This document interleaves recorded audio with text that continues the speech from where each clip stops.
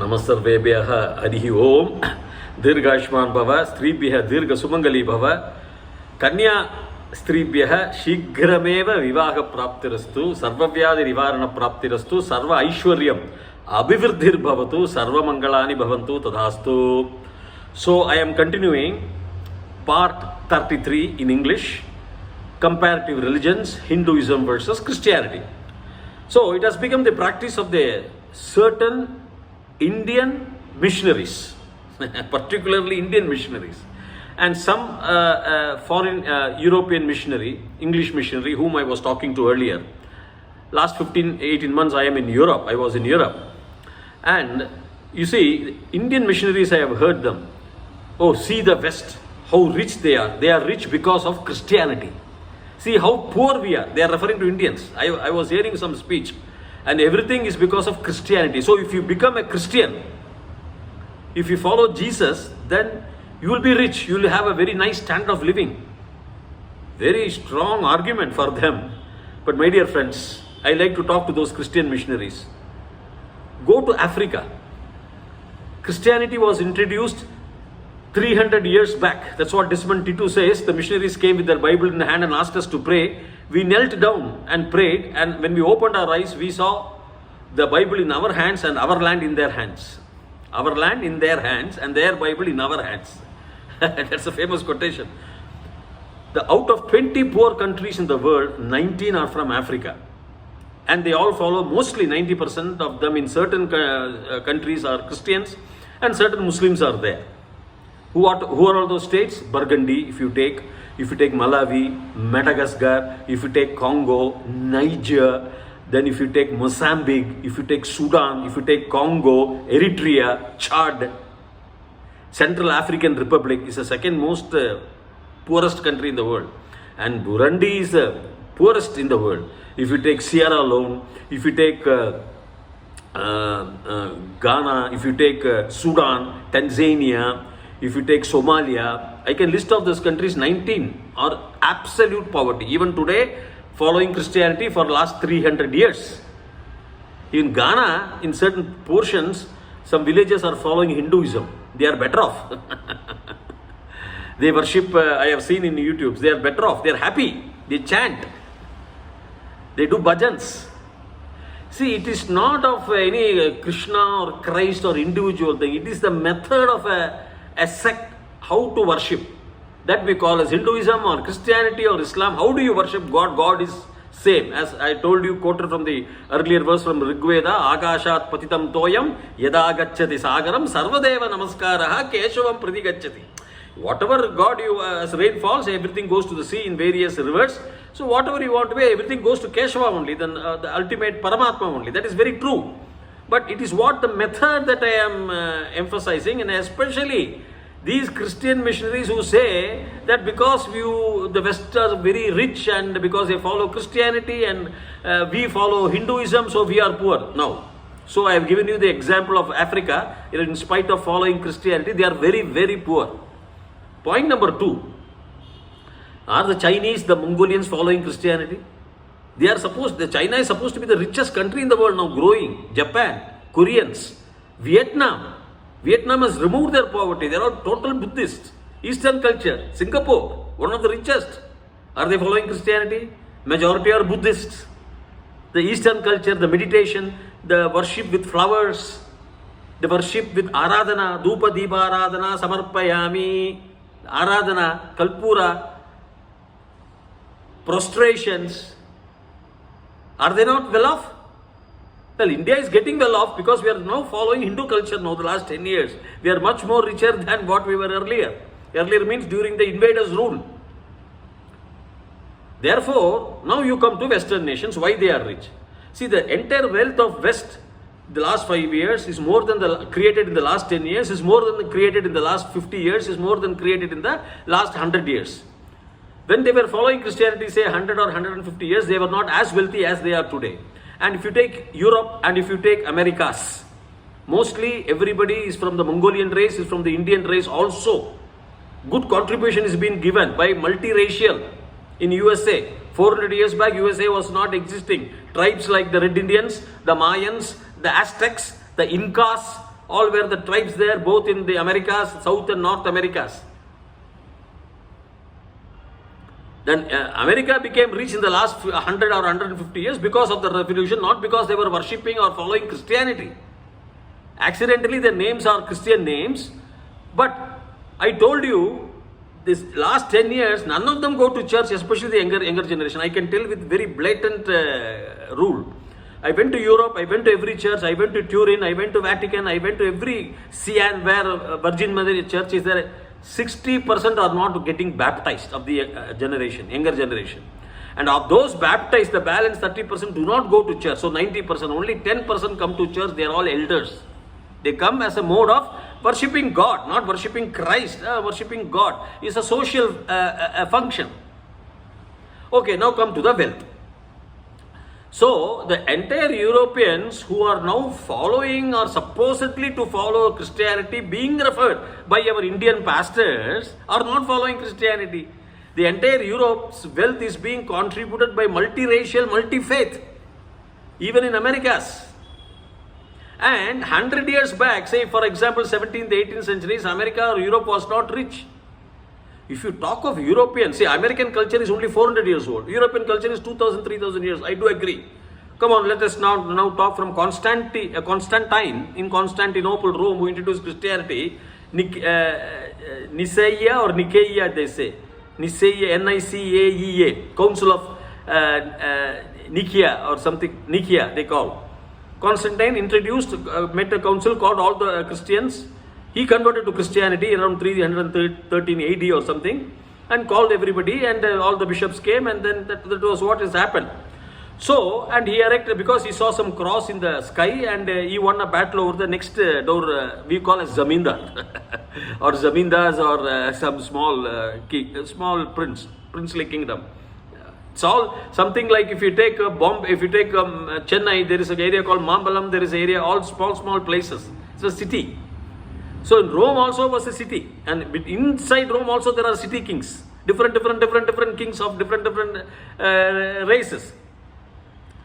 When I went and inspected the Victory Arch, it's opposite the Roman Colosseum, Victory Arch, I saw it was all Apollo god, the pagan god was there. And there was no Christ or something like a cross in that he has not engraved. In the bottom portion, something like a cross was there. If I take an iron nail and mark something like that recently, or say 100, 200 years back, that was there.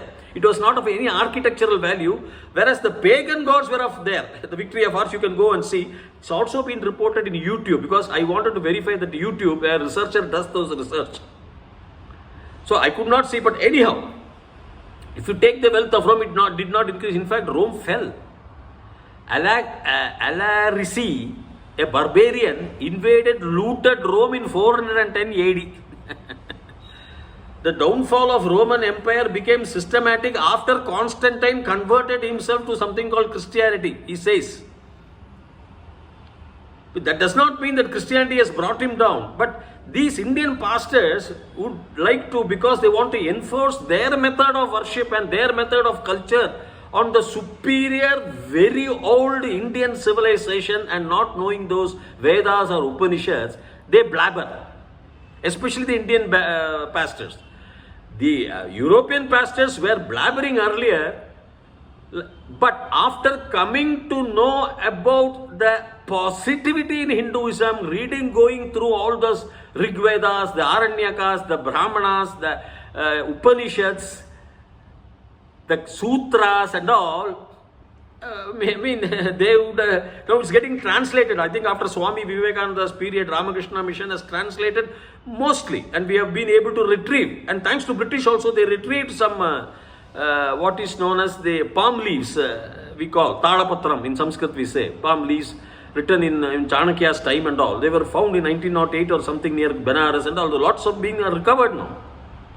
Mostly are damaged, cannot read, but inferred and can be read and been translated, now printed in modern printing presses, and very beautiful translations we are getting. Not knowing all those things, these people simply say Hinduism is Satans are there, they worship snakes, and that's all they know. So coming to the wealth point of view, so Rome was sacked, so Rome lost all their wealth. And Europe was not as rich as you say. See, if you take even climate-wise, the environment-wise, of course, nowadays, 15, 20, 30, 40 years, they have clean roads and good sanitation system. But if you take the past means right after the 325 AD, 400 AD, there were always bitter invasions, Vikings invaded. Vikings were worshipping pagan gods. They invaded England, they came from Scandinavia, all those north countries. They were called northerners. Like Ragnakar or some lot of names are there. The Viking kings. They built boats. From Scandinavia, they came up to England, Wessex and all. They built boats because they were worshipping the nature. Nature helped them. Probably that's why they could come into those rough seas with their boats and invade England. But then when they converted into Christianity, they lost their everything. They lost their recognition, identity also. No, Vikings ceased to exist. Now, what do you say? I'm not saying that Christianity has brought their downfall. But if you want to explain, these are all explanations I can give more and more. There were Crusaders war between the Muslims. They were called Ottomans and other people. The Moors, they call Moors, the Moors and the Christians. A war of Crusaders right from 1036 to 1350 it went.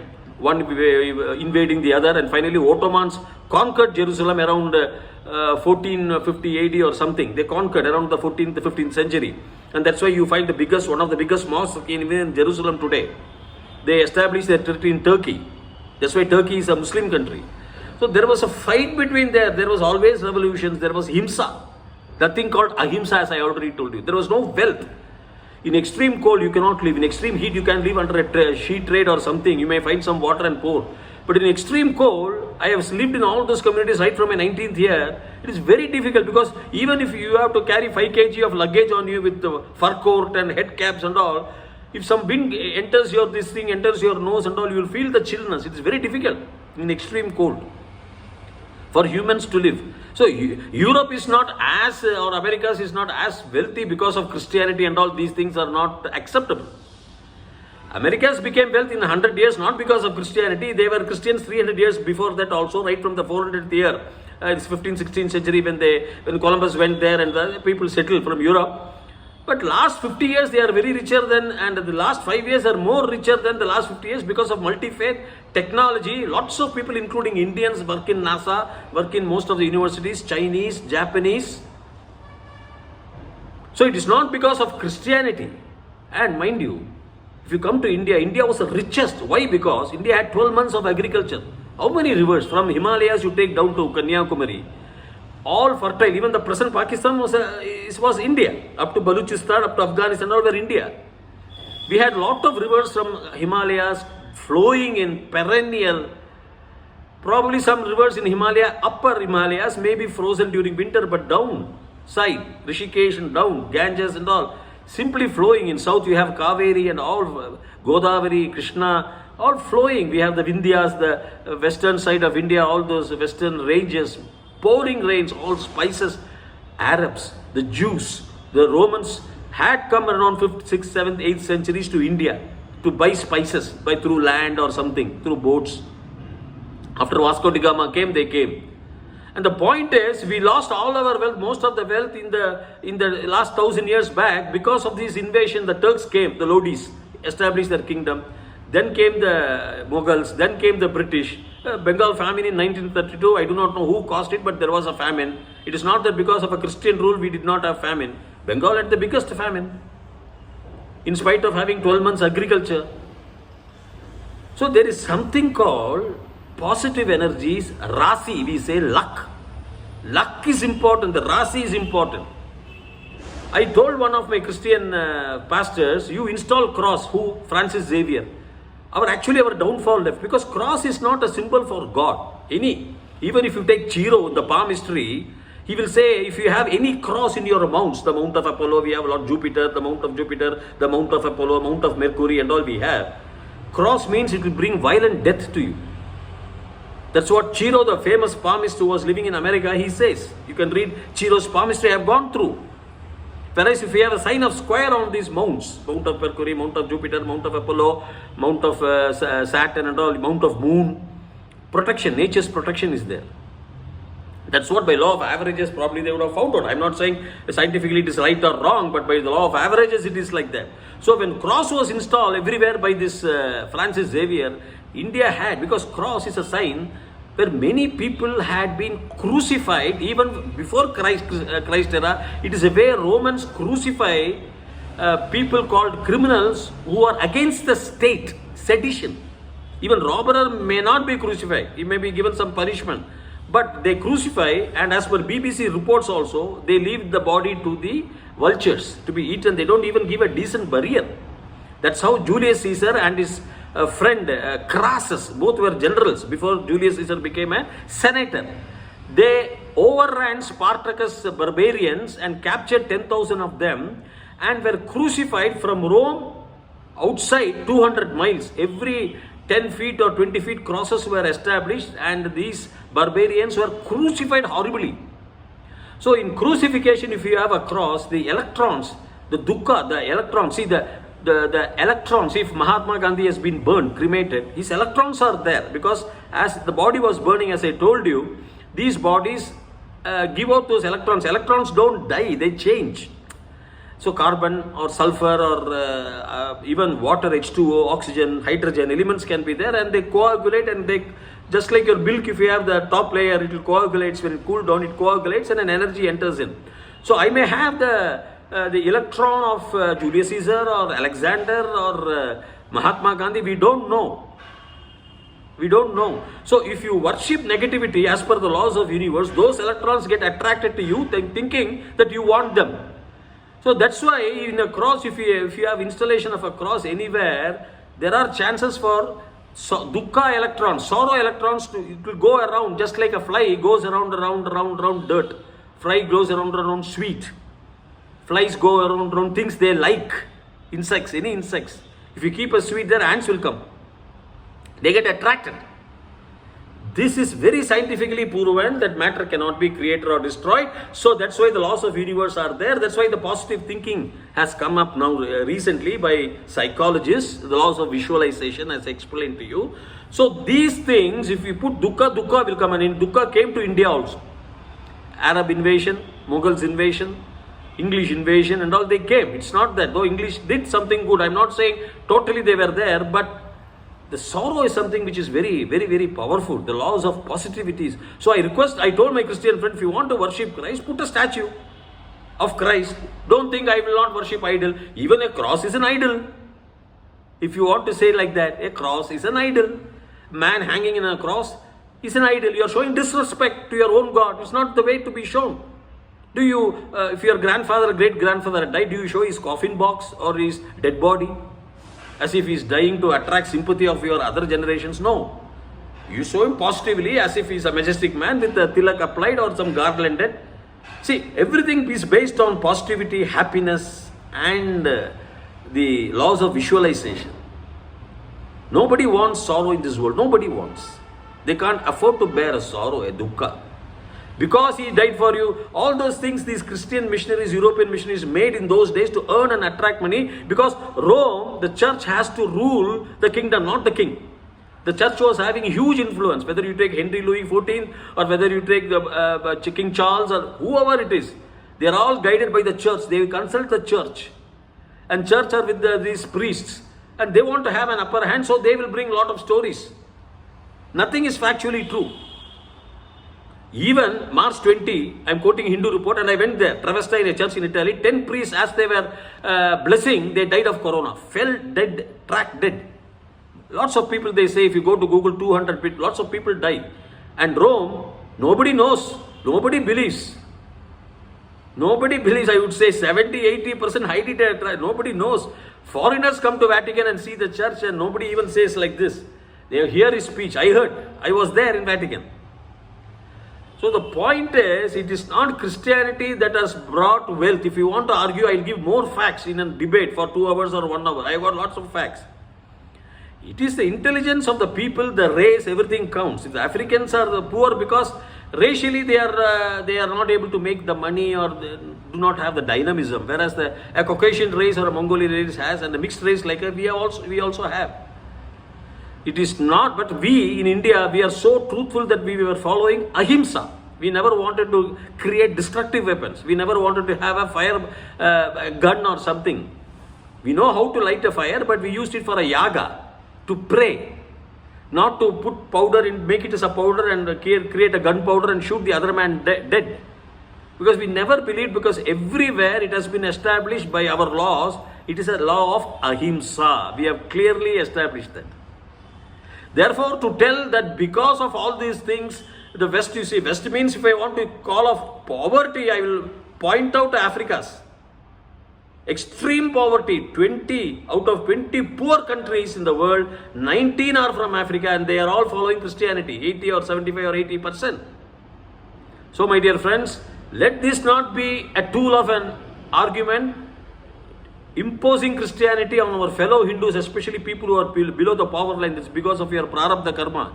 And in the last 5 to 10 years, our government, following our ancient Hindu civilization, Hindu dharma, Sanatana dharma, have increased the standard of living beyond imagination. And another 10 to 15 years, I challenge, if we follow the Hindu Sanatana dharma, the eightfold noble path, the Indic faith, the religions, the acharyas of our own country, it is more than enough. And India will live prosperously, with all prosperity, with all happiness. Happiness is a state of mind. There is no point in having a wealth of $50 billion and cannot sleep in your own AC room. So all this, we were very happy. And that will come back to us by following Sanatana Dharma. Our Dharma, if you take the literature we have in various important languages like Sanskritam or Tamil, is non-parallel. No religion with their books can match us. No religion can books. That is my confirmed opinion. I am interested for a debate. Let learned scholars from Christianity or Islam come to me for a debate. I will also debate, intellectual debate. You will find the fruits lying in Hinduism. Hinduism means the Sanatana Dharma in our Upanishads, in our Ashtavakra Gita, in our Tripura Rahasyas, in our Bhagavad Gitas, in our Ramayana, in our Mahabharata, in all these texts. Simply I can read out, and I can read out their verse also, no problem. Then let somebody neutral person decide. Till such time, Bhuyat Tavat Shubhamangalam. Hari Om.